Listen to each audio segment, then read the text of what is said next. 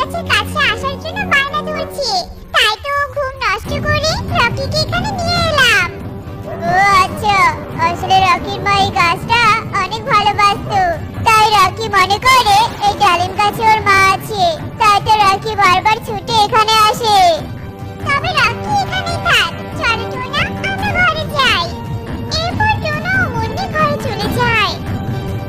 মা, মা, এ মাঝে মা নয়, এ যে এক পেতনি, আমাকে খেতে এসেছে। আমাকে যে পেতনি ছাড়বে না মা, আমাকে এই পেতনি ছাড়বে না। রকি বাবা, তুই কাঁদিস না বাবা।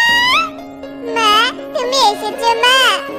এসেছি দিদি, আমি তো সবসময় এখানেই থাকি, তোর কাছে।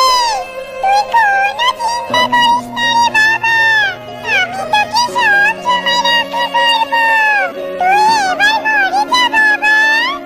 ঠিক আছে মা, এখন আমি ঘরে যাচ্ছি, তবে আমি যখনই বিপদে পড়বো তোমার কাছে আসবো।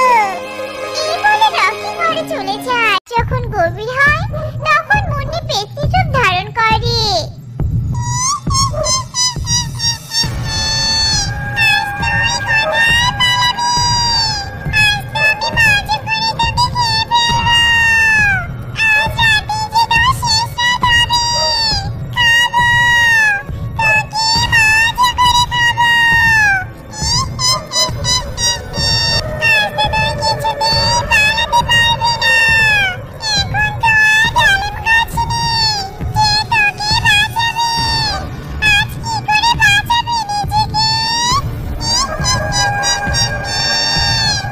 পেতনির কথা শুনে রকির ঘুম ভেঙে যায়, আর রকি ছুটে সে মিষ্টি